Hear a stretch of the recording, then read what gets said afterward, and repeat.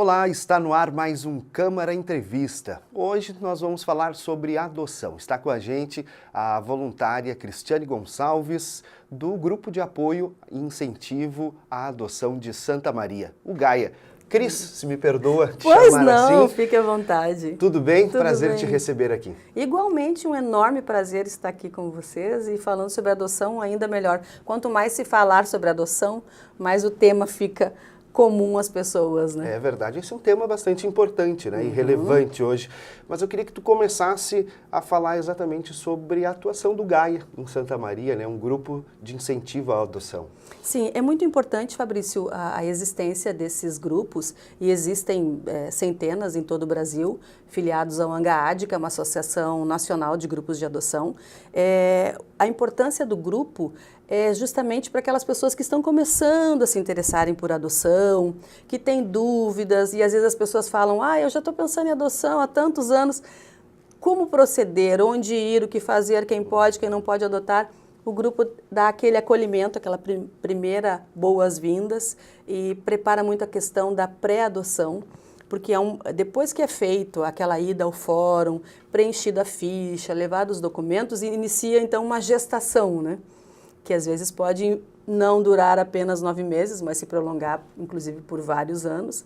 E o grupo tem este papel do centramento, do equilíbrio, de como são os passos, de como ter a paciência, inclusive na definição do perfil.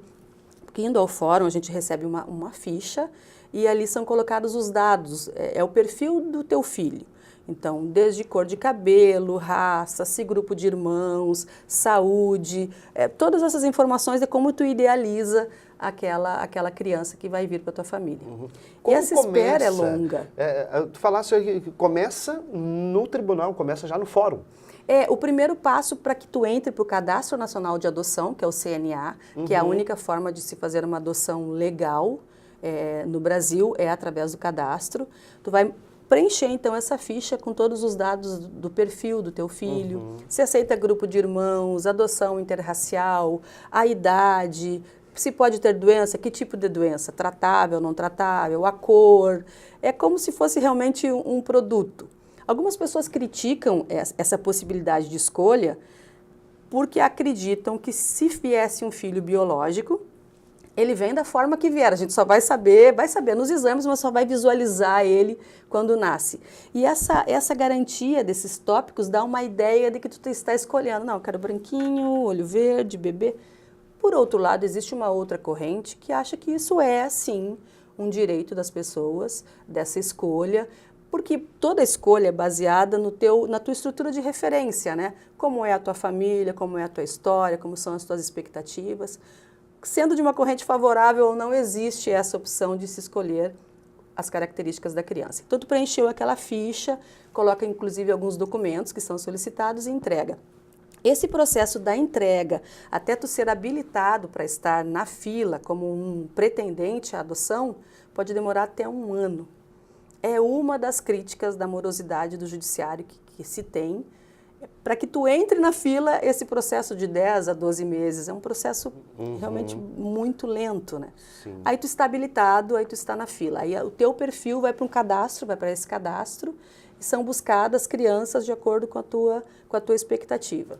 Aí é a gestação, realmente. Sim, aliás, eu acho que é um ponto muito interessante, né, para a gente comentar, talvez pudesse comentar mais na frente, mas por que de tanta demora hoje, né, para começar a entrar nesse processo? Por que acontece isso? É uma das grandes críticas, assim, quando se fala em adoção, a palavra demora, lentidão, morosidade, realmente ela é presente quase que o tempo inteiro. O judiciário alega, entre outras coisas, que porque tem uma grande demanda, que precisa ser avaliado a ficha até a pessoa estar realmente habilitada.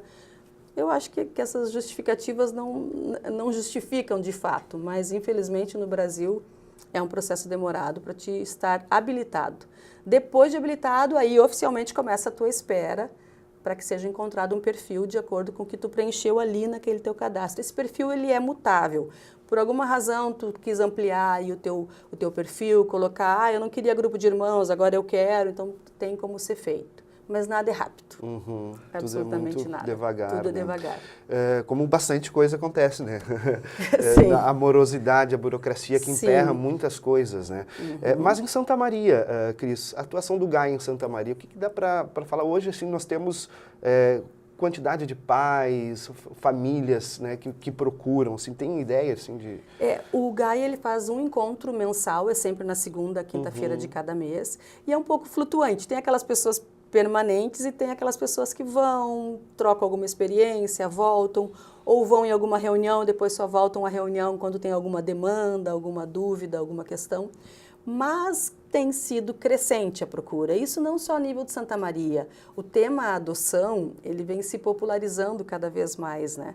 A gente vê pessoas, inclusive, que são referências, né, na mídia, em adoção interracial, em adoção de grupo de irmãos. Eu acho que todas essas ideias, a vivência de pessoas que são referência na nossa sociedade, também adotando e sendo muito felizes com seus filhos, tem popularizado o tema adoção. Se tu observar na mídia, quase que frequentemente não passa uma semana sem que algum programa, em alguma emissora de TV, não trate sobre esse assunto. Isso acaba incentivando bastante, né? Incentiva, populariza, torna mais próximo, porque muita gente pensava, ou tinha como ideia, né?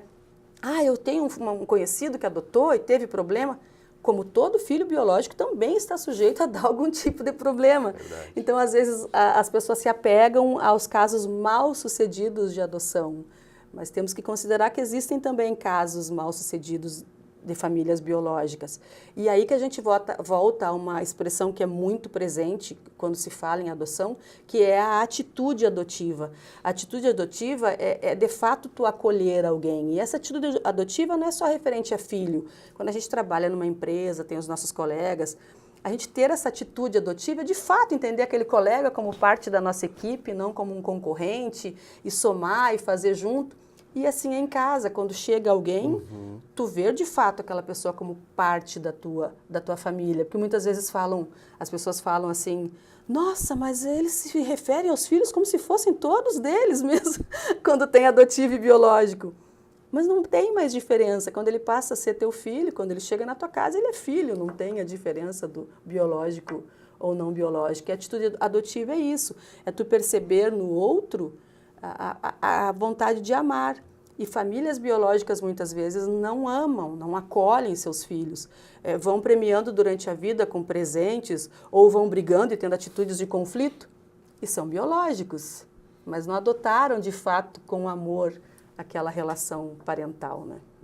Com certeza. 3 anos em Santa Maria da atuação do GAI. 3 anos oficialmente e nasceu com a Daniela e o esposo dela, justamente a partir de perceber que não havia em Santa Maria isso e ver o quanto era necessário, cursos de formação e esse acarinhamento, porque é tudo muito mecânico. Tu vai ao fórum, tu pega uma pasta, tu preenche, tu entrega e tu espera. E às vezes as pessoas idealizam de uma outra forma, já vão preparando o quartinho, já vão preparando a chegada realmente, é uma gestação. Então o grupo nasceu de perceber essa necessidade. E foi cada vez ampliando mais o seu trabalho, inclusive na questão de fiscalização das instituições de acolhimento, da morosidade dos processos. E aí se foi para um leque muito grande e vem crescendo, felizmente, tanto em número de pessoas quanto em demanda de trabalho. Esse período, a gente comentava que demora até 1 ano, né, para te cadastrar. E depois disso, assim, tem ideia, assim, em média, quanto tempo leva para te ter? Bom, agora Chegou eu tenho... nasceu meu filho adotivo, né? Depende do perfil. Dependendo. As pessoas que preferem o bebê, a demora pode chegar a 4, 5 anos, até mais que isso. Se uma adoção especial pode ser menos tempo, uma adoção tardia é menos tempo, que até é bom a gente explicar, porque muitas vezes as pessoas não sabem o que caracteriza cada uma, né? A adoção tardia, a partir de 7 anos, já é considerado uma adoção tardia. Então, até a gente sempre se refere que o nome tardia dá uma ideia de que passou da hora daquela criança ser adotada, eu não quero, é tardia.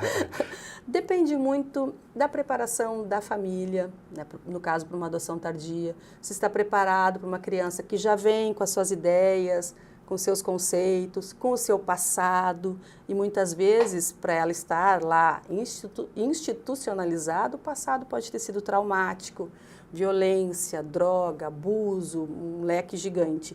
Então, a família tem que estar preparada para a chegada desse pacotinho pronto. Não é um pacotinho imutável, ele vem pronto, mas se pode ir trabalhando esse pronto ao longo do tempo. E a própria criança tem que vir preparada, porque muitas vezes, para ela, a referência de família, mesmo que para nós essa referência seja uma referência de desestruturação, para ela, muitas vezes, essa é a referência ideal de família. Então, tem que haver um preparo muito grande por parte da criança e da família que vai receber. E aí é também uma das falhas de todo o processo de adoção, que nem sempre a equipe técnica, que envolve psicólogo, assistente social, prepara de fato essa criança. Pois é, eu ia chegar exatamente nesse ponto. Assim, hoje, né, qual é a situação, né, que se encontra nas instituições, né, para dar esse preparo para a criança, né? Porque existem casos, né, que depois tu acaba nascendo teu filho, acaba tendo já a convivência e depois muitas vezes não há uma adaptação. Né? Exatamente, acontece. Teoricamente, existe assistente social, existe o psicólogo, existe a coordenadora da instituição, enfim. Mas nós sabemos que entre a teoria e a prática, em absolutamente tudo no Brasil, existe uma diferença muito grande. Então, se tu observar uma casa de acolhimento em Santa Maria, completamente diferente muitas vezes da de Porto Alegre, aí tu vai para um outro estado, não existe uma padronização. A gente percebe que varia muito de quem faz a equipe técnica também, de como é feita essa preparação. Na hora que se chega lá, vão apontar as qualidades sempre das crianças e está preparado, louco para ir e às vezes, de fato, lá no dia a dia não vai acontecer. Bom, me surge uma dúvida até. Tu falaste que existem casos em outros lugares, obviamente. Mas, por exemplo, eu moro em Santa Maria, mas eu tenho interesse em uma criança de Porto Alegre. Isso pode acontecer? No teu perfil lá, quando tu for completar, pode colocar se é nível nacional ou se prefere Rio Grande do Sul apenas. Existe a possibilidade de se colocar. O ideal, que como é um cadastro nacional, não que seja o ideal, mas amplia mais, já que nós estamos falando de corrida contra o tempo, né? Quanto mais na hora das pessoas preencherem lá o seu cadastro, elas deixarem de forma mais aberta, aumenta as possibilidades. Então, se entrar com um cadastro nacional, nível Brasil mesmo, é mais fácil achar, às vezes, o perfil do teu filho lá do que se ficar mais restrito, Santa Maria ou só Porto Alegre. Muitas vezes complica, porque quando tu vai fazer uma aproximação, digamos que tu coloque nível nacional. E aí encontram o teu filho lá no Espírito Santo, mas tu trabalha aqui. Não é uma única ida, como se fosse um supermercado, que tu vai, busca, assina o papel e traz. Tem que ser feita uma aproximação, um período onde... Porque imagine, se para a gente é uma novidade trazer um ser novo para as nossas vidas, imagine para aquela criança que primeiro morava em um lar biológico, sem entrar no mérito de se era bom ou não, tirada de lá por não ter funcionado, colocada em uma instituição e depois ir para uma família que é totalmente estranha. Então, se a pessoa está preparada, inclusive financeiramente, de ficar fazendo essas idas até o local para fazer esse processo todo de aproximação até poder trazer para o estágio de convivência. Hoje, assim, antes da gente ir para o intervalo, Cris, eu queria que tu dissesse um pouquinho para nós, assim, o que precisa hoje? Eu quero adotar uma criança, né?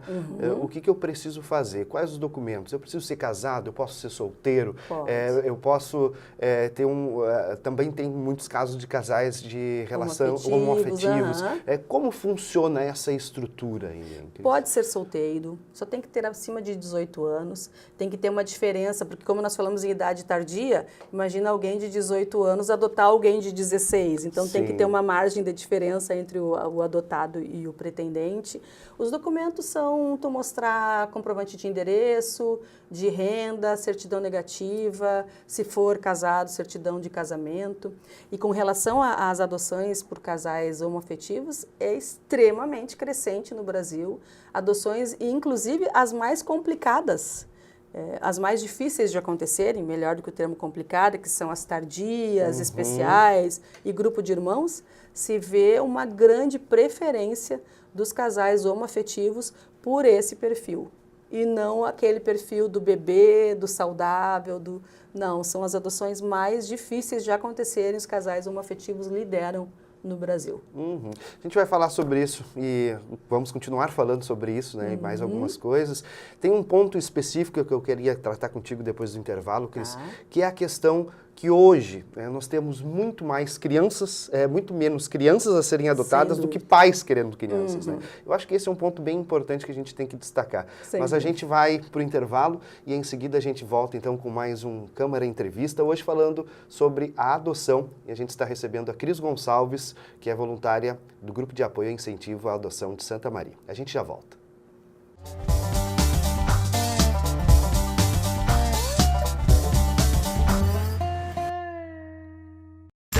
Pra biometria vem, não pode faltar ninguém. A cidadania está na ponta do seu dedo também. A digital de cada um faz a diferença, vem. Você escolhe a dedo e vota muito bem. Por isso não pode faltar ninguém. Vem pra biometria, vem. Acesse o site da Justiça Eleitoral e se informe sobre a biometria no seu estado. Não pode faltar ninguém. Uma conversa pode transformar uma vida. Por isso, compartilhe conosco aquilo que você não divide com mais ninguém. O CVV está com um número novo. Ligue 188. A ligação é gratuita de qualquer localidade do estado. Atendimento 24 horas. Disque 188 e converse com um de nossos voluntários. CVV, Centro de Valorização da Vida. A linha que faz você seguir em frente. A democracia é um valor universal, baseado na livre vontade dos povos, de determinarem seus sistemas político, econômico, social e cultural. Embora as democracias partilhem traços comuns, não há um modelo único para a democracia. A democracia não pertence a nenhum país ou região. A democracia só existe com a participação de todos. 15 de setembro, Dia Internacional da Democracia. Justiça Eleitoral, a justiça da democracia.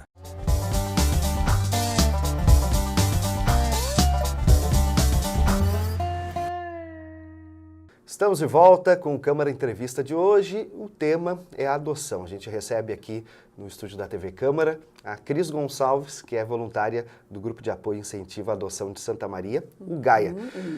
Cris, vamos seguir falando da adoção, um tema tão relevante, importante, porque a gente vê muitas crianças precisando de um lar, precisando de carinho.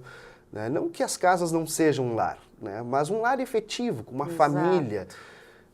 Hoje, temos menos crianças a serem adotadas do que pais querendo adotar. Ou seja, a quantidade de pais querendo adotar uma criança é muito maior que as crianças que estão para ser adotadas. Por que tanta dificuldade se existe mais pais? Era para estarem todos adotados, né? Sim, era para estar todas as crianças felizes, né? No Rio Grande do Sul, são em torno de 619 crianças habilitadas para serem adotadas. Mas aí, até chegar a este momento onde a criança realmente está liberada para ser adotada, é um processo extremamente lento. Para destituir o poder familiar, o judiciário insiste. Por exemplo, a criança foi tirada por algum tipo de violência ou o lar está desestruturado, com droga, com bebida, alguma coisa assim. A criança é retirada, é feita uma denúncia ao Conselho Tutelar, ela é abrigada. Se os pais mostram que estão se organizando e muitas vezes realmente se reorganizam, se reestruturam, recomeçam a vida, não tem mais a violência, não tem mais o abuso, ou não tem mais, enfim, tudo aquilo que caracterizou um risco e deixou vulnerável a situação da criança. Se de fato isso aconteceu, a família retorna com a criança, segue a vida e é isso seria muito bom que realmente acontecesse. Não é que as pessoas torçam que dê errado para as crianças ficarem disponíveis para adoção. O bem maior e o interesse maior é o bem-estar da criança. Se o lar biológico for feliz e bom para ela, ótimo que permaneça lá. Mas, às vezes, ela vai e continua fazendo eventuais visitas, ou a família no lar, ou a criança à residência. Muitas vezes nesse retorno, ela pode ser novamente abusada, ela pode ser espancada, ela pode ser inclusive assassinada, como já houveram vários casos. E o judiciário muitas vezes fica tentando e tentando. Cada vez que a família prova que está bem, abre de novo um prazo para que aquela aproximação aconteça. Só que isso de uma criança que tinha 2 anos, pode ser que no prazo de 2 anos ela passe a 4, mais 2 ela passa a uma adoção tardia e vá para uma estatística de que é muito mais difícil dela ser adotada.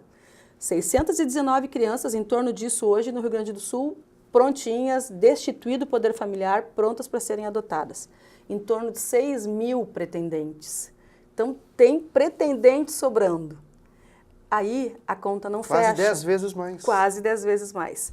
As crianças permanecem lá, porque dessas 619, em torno de 90% delas estão já fora de um perfil de crianças adotáveis. Podem se enquadrar em crianças especiais, ou adoção tardia, ou grupo de irmãos.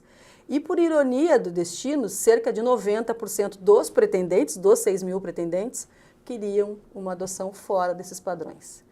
Aí, o que o judiciário faz, ou o que é comum se ouvir?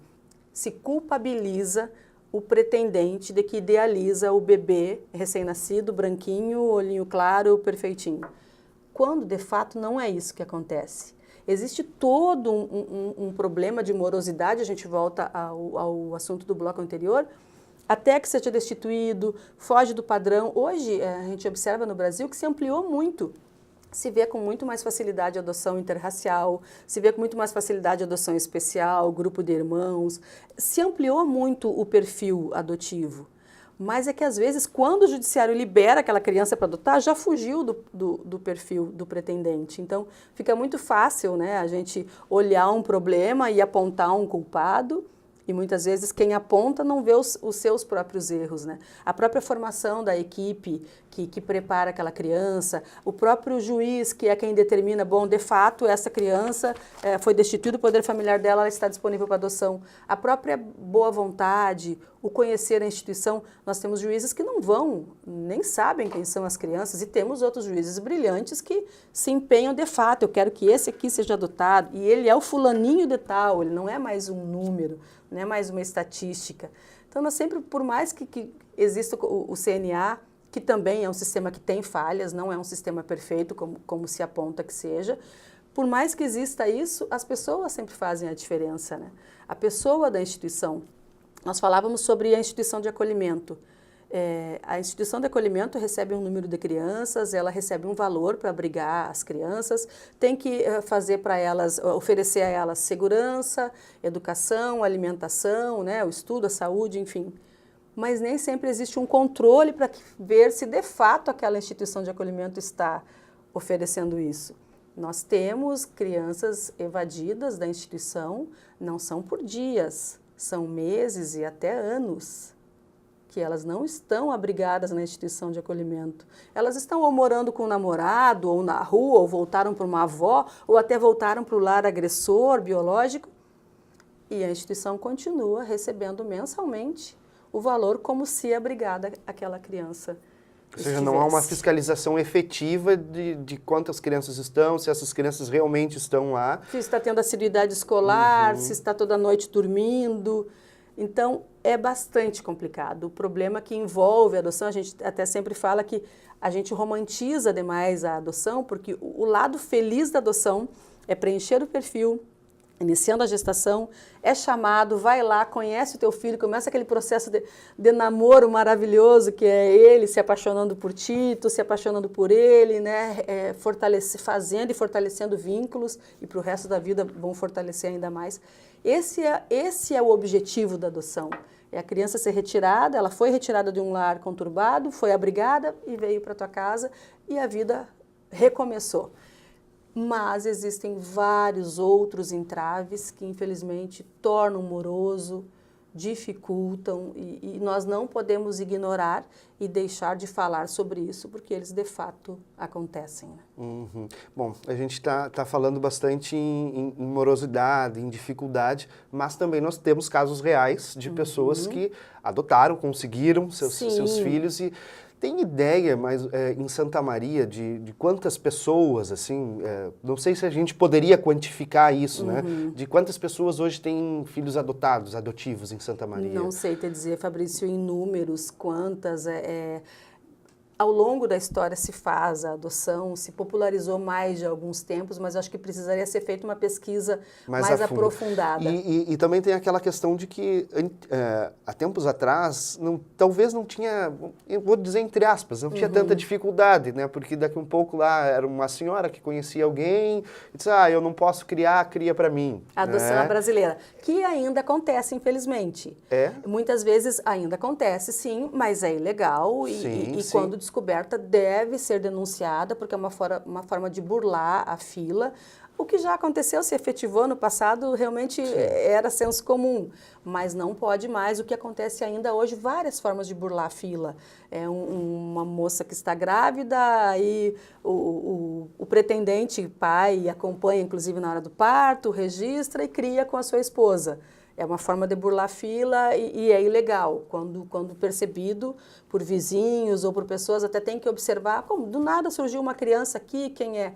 Denuncie para ser averiguado, porque realmente não pode. Existe uma fila, existe uma forma de se entrar legalmente, de esperar a sua vez, então, mas realmente isso era bastante comum, mas infelizmente as pessoas ainda arranjam de forma muito criativa várias formas de burlar, de não entrar para o sistema. Há pouco tempo também aqui na Câmara de Vereadores foi agora aprovada, né, a lei que denomina o Dia Municipal, né, da Adoção em Santa Maria. Isso é mais um incentivo, né? Com certeza. E é o 25 de maio, que também é a data de comemoração nacional. E traz, é mais uma forma, foi muito importante a aprovação dessa lei, porque é uma forma de novamente trazer o assunto adoção. A adoção precisa ser conversado, precisa ser discutido. Na verdade, até um trabalho já a nível escolar, né, se falar nisso, ter palestras, mostrar exemplos, porque a inserção do diferente, e antes tinha isso, não, na minha sala não, tem um menininho adotado, cuidado, tem um materialzinho, né, uma coisa que é cultural, que graças a Deus é passado. Hoje a gente sabe, e a criança entra já com nome social para a escola, mesmo que ela esteja no estágio de convivência, que ainda não saiu a certidão dela, tu já entra com nomezinho social, já com teu sobrenome do teu companheiro, da tua companheira, enfim. Ela não vai passar constrangimento de ter um nome diferente do pai ou do da mãe, ou um sobrenome, então se procura de várias formas que essa inserção se dê realmente desde o início. Os próprios convênios médicos, mesmo a criança ainda não estando adotada, já se pode colocar como dependente no convênio médico, já com sobrenome. Então, são várias coisas que hoje a lei já nos dá essa segurança de fato acontecer a adoção. Né? Cris, tu também tem uma história bonita, né, de adoção. És mãe biológica, mas também é mãe adotiva, né? Isso. Queria que tu contasse um pouquinho da tua história aí, porque há poucos dias também esteve aqui na Câmara, né? E participou com a gente da homenagem, né, ao grupo, né? E aliás, fazer justiça aqui com a vereadora Celita, né? A vereadora Celita da Silva, que também é a autora da lei. E tu contaste a tua história. Eu queria que tu falasse para nós um pouquinho da tua história bonita aí. Tá, eu vou ter que resumir muito, porque ela é longa. A nossa primeira adoção foi uma adoção especial de um caso bastante grave. Inclusive, nós conhecemos o meu filho internado numa ala de crianças com problema hematológico e oncológico, e ele tinha um diagnóstico, assim, bastante aterrorizante, de certa forma, porque era doença falciforme, doença cardíaca, desnutrição gravíssima, paralisia cerebral. Era um leque tão grande que a gente nem quis muito ouvir tudo. Assim, deixa por essas aqui que já tá bom. Usava a sonda no narizinho para se alimentar, usou desde que nasceu, pneumonia de repetição, era bem complicado. Ele tinha 8 meses e pesava 3 quilos. Então, inclusive, quando eu ouvi, eu não estava na fila. Eu sempre tive vontade, desde criança, sempre foi um tema bastante comum na minha família, mas eu nunca tinha entrado na fila, tinha meus 2 filhos biológicos, e aí quando eu conheci o Emanuel, 1 ano antes eu sonhava que alguém me entregava ele, eu olhava muito o rostinho dele, então a memória visual do rosto do meu filho já existia. E aí eu fui ser voluntária num hospital de crianças, num hospital regional, nessa ala que era crianças com câncer e problema hematológico. E aí eu passei e vi numa janelinha quadradinha e falei, nossa, um recém-nascido com câncer, porque 3 quilos é peso de recém-nascido realmente, né? E aí quando me disseram, não, naquele quarto a mãe quer dar aquele filho. E querer dar o filho é um negócio que dói um pouquinho no ouvido da gente, assim. E eu fui para conhecê-lo. E quando eu entrei, que ele me olhou, eu vi que era o bebê que eu sonhava um ano antes. O rosto dele era muito familiar. Então a paixão, não preciso nem dizer que foi imediata. E não nos assustou o diagnóstico, porque era o meu filho que estava ali. É tão simples tu imaginar que, por exemplo, assim, ó, se é o teu filho, seja o que for que aconteça com ele é o teu filho, tu não vai esmorecer porque tem um diagnóstico sério ou não. Ele é o teu filho e ele era o meu filho. E em 12 dias ele estava conosco, porque foi feita uma audiência onde foi destituído o poder familiar de uma família que negava socorro, tinha várias condutas para acelerar a morte dele, então era bem sabido por todos. E aí ele entrou para a fila, para ficar disponível para o CNA. E no CNA ninguém, de quase 3.000 pessoas, tinha interesse em uma criança num estado tão grave.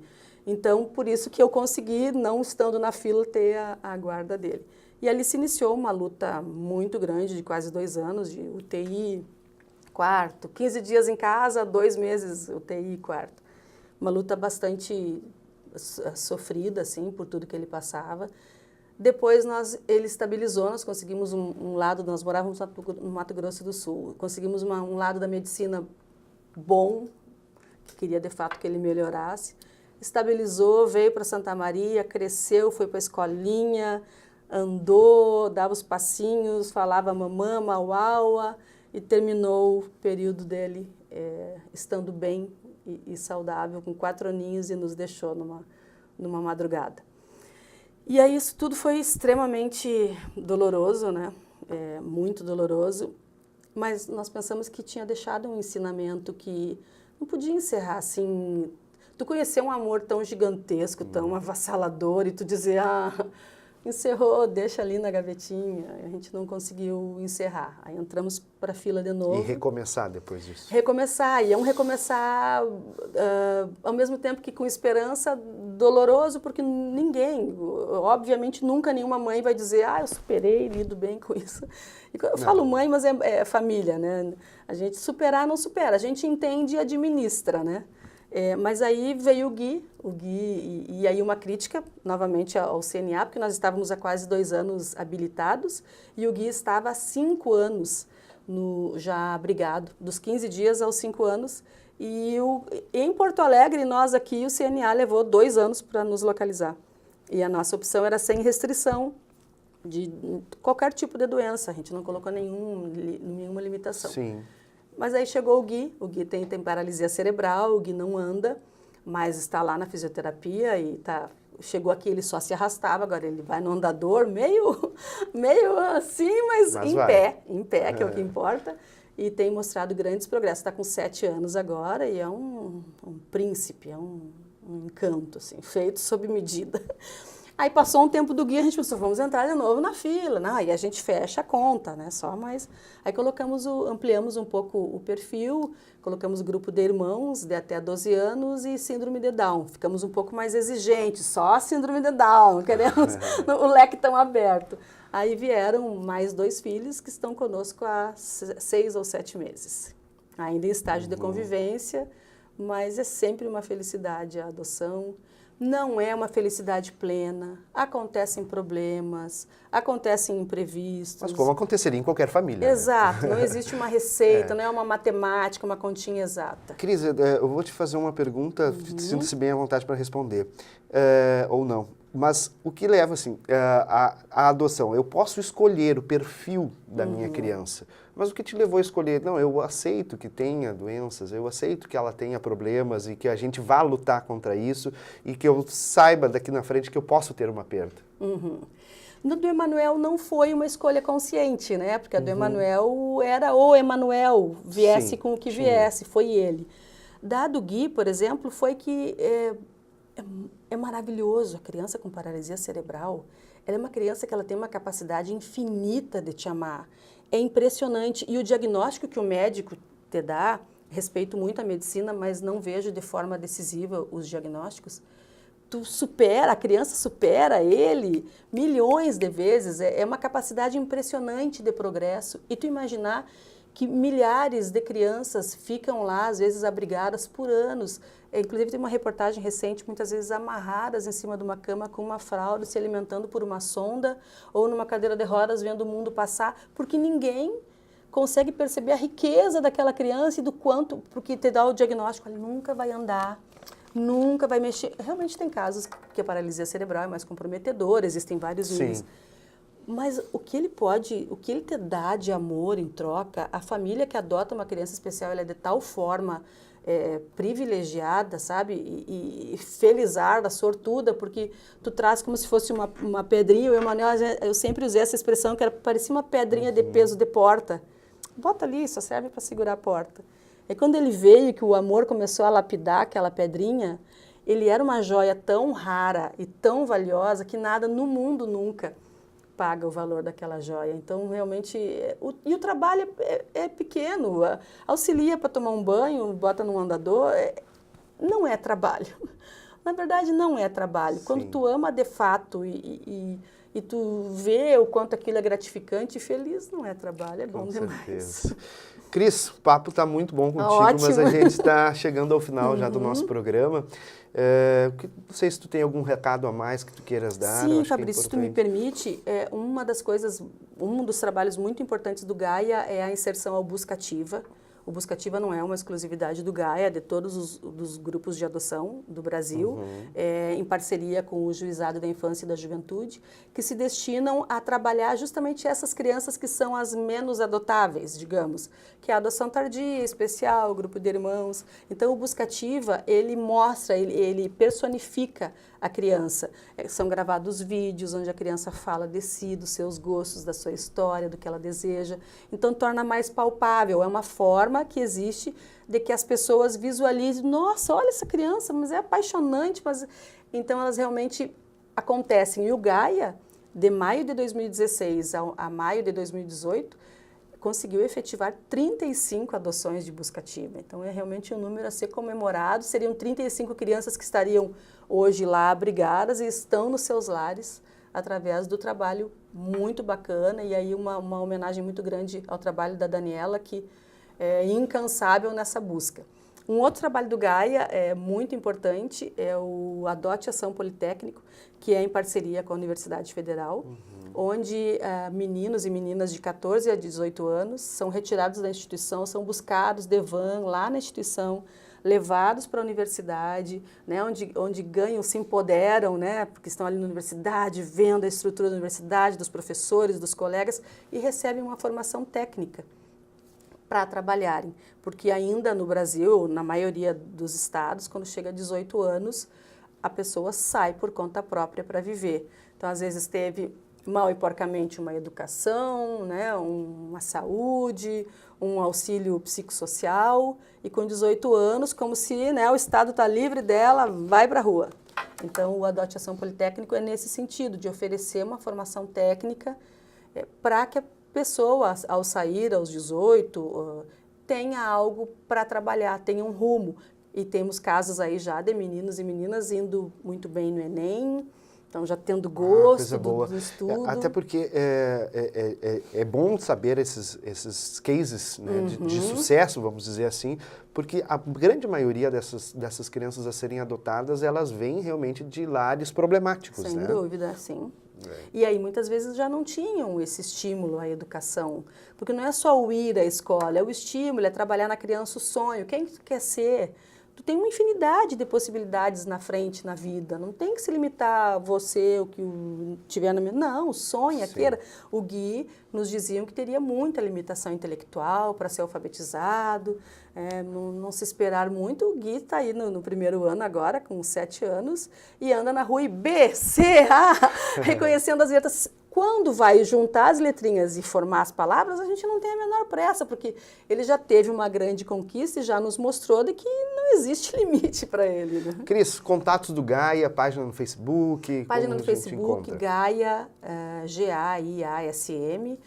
Todos os encontros são basicamente isso, segunda, quinta-feira de cada mês, mas igual na página, sempre a gente coloca ali um lembrete de qual dia, é sempre na antiga reitoria, ali na rua Floriano Peixoto, a sala também já é previamente informada, e se as pessoas têm vontade de adotar, vão ao grupo, pesquisem, já deem o start, porque daí a fazer o seu perfil e ser chamado demora muito tempo, então não percam tempo, é bom demais. Certo. Cris, obrigado pela tua presença. Eu que agradeço, adorei o papo. Muito bom. Esse foi o Câmara Entrevista de hoje, falando um pouquinho sobre a adoção em Santa Maria, e nós estivemos aqui com a Cris Gonçalves, que é voluntária do Grupo de Apoio e Incentivo à Adoção. A gente volta num próximo programa. Ficam todos com a nossa TV Câmara, canal 16 da NET. Até mais.